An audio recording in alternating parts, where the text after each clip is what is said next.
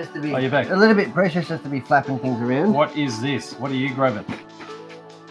Oh, Check this bad boy out. wow. How cool is that? This is, The FS Racing Model GT. and it's really fast. It is pretty fast. Hmm. It is pretty fast. And You've been making it go faster. a little bit. Yeah. A little bit. Little increments at a time, right? Just little increments because Yeah. I don't want to completely blow it up and wreck it before we've had a chance to play with it. Because you can imagine that crashing an RC car at, 100 plus, 120, 140 kilometers takes its toll. Does it? Yeah, it does. And luckily for me, I found out how to turn off the gyro. Was that lucky? That was really cool. It was really cool. I was doing these really big drifts and could do these handbrake turns and everything.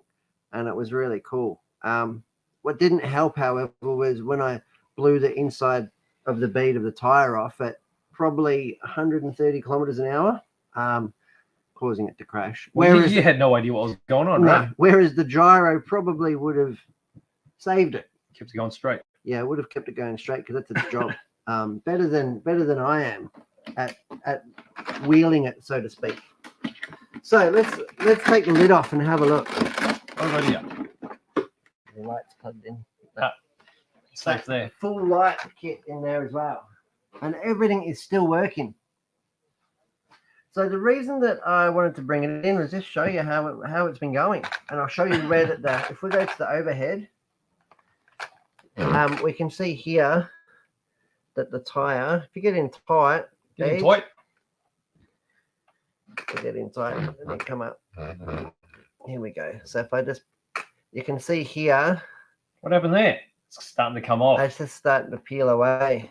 So that went flappy. Yeah, you can see here. It didn't come right off, but it was enough just to really upset the car at a very high speed. Oh, sure. Anything like that would upset the car.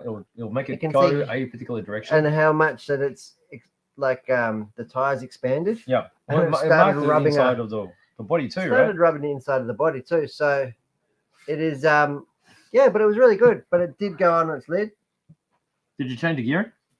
Yes. So to make it go faster, so the first time out we ran, what was it, 80 kilometers, 82? First time? Yeah. This thing? Yeah. Oh, 108. 108. That's right. 108, sorry. 108. And I thought that was pretty fast. However, it did come with a 12-tooth pinion. Yeah. So I thought that's not big enough. Not big enough? No. No, got to go bigger. So I went to my my pit bag and pulled out a 22. Right. So that's a 22 in there now. That is a 22 in there now. Okay. Aromax make up to a 26. So Yeah. we've got that in stock. Yeah. Anything above that, I believe there's specialty guys that make them all the way up to sort of 40s and 50s. Mm. But yeah, so that is a 22. The standard motor mount, I think, will take a 24. Yeah. If I run one motor screw, Yeah. And just I think slide it all the way we'll out. slide it out, which will be okay for a speed run. We'll probably get to a 27. Yeah. So I think if I put a 27 on this, I reckon that we should be good for about 150, 160 kilometers. Mm. And this is all stock. Where did I put the batteries for it? I thought the batteries were in there.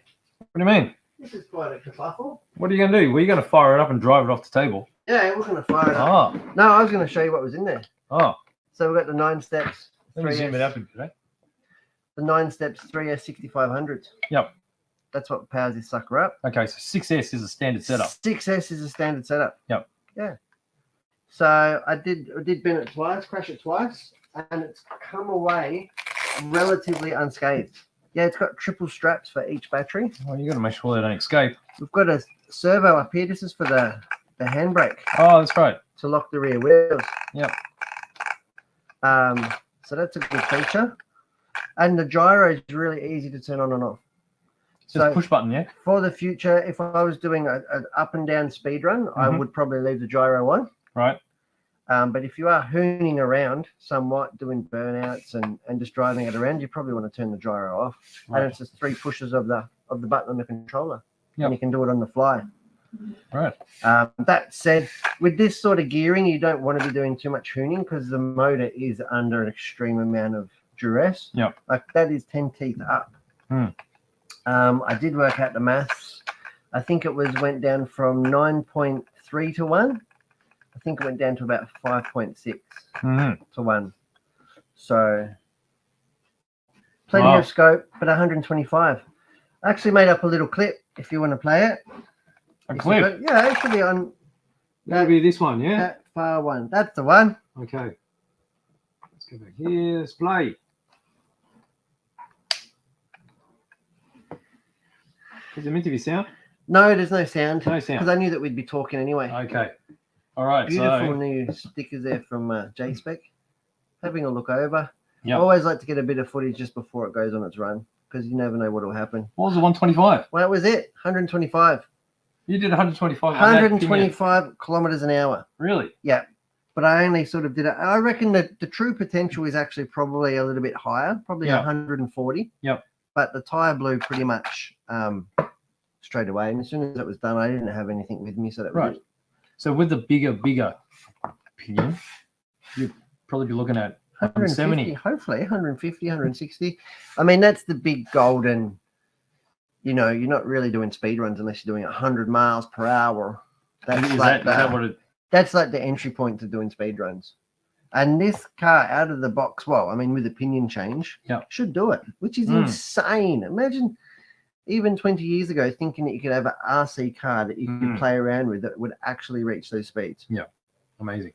You know, so that is really cool. Yeah, I'm looking forward to putting some GRPs and a bitty body on there and developing it. Yeah, and getting it to the velodrome. How cool is this thing going to be at the velodrome? It's going to be awesome.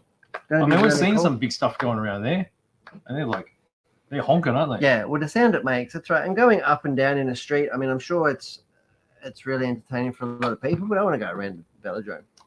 Get it going sideways. How good is the sound of the velodrome? Because it echoes back. Yeah. You hear everything. That's right. And then we'll get like 3 or 4 of them racing. No, they can race. They can. Why can't you race them together? So that's going to be really, really cool. Very awesome. But yeah, so that is the FSR Model GT. Check it out. Good stuff. Full lights and everything. All right, let's go back. Where are we? Gosh. So between 1300 and what was it again? 1414, wasn't it? Yep, 1300 and 1414. It's really awkward to put the bottom over here. Okay. We've got look at this. What? Anthony. 1333. It's higher, isn't it? Yeah. It is higher. I'm saying it's way higher. Oh, Tony P's in. Tony P's in. And he's from way back. And he's like narrowed it down a bit. 1350. It's lower. Lower.